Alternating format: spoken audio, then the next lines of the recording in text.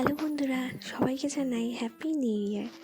তো ভাবলাম বছরের প্রথম দিন আমি কিভাবে সেলিব্রেট করলাম তোমাদের সাথে একটু শেয়ার করি।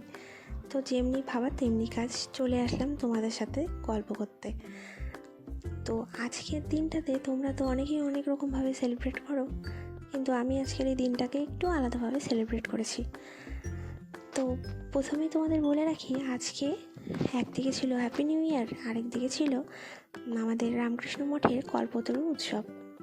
তো যাই হোক, সেই ভেবেই আমরা ভাবলাম যে আজকে বছরের শুরুর দিনে ঠাকুরকে ভোগ লাগিয়ে ঠাকুরের নাম সংকীর্তন করে আজকের এই দিনটাকে শুরু করি।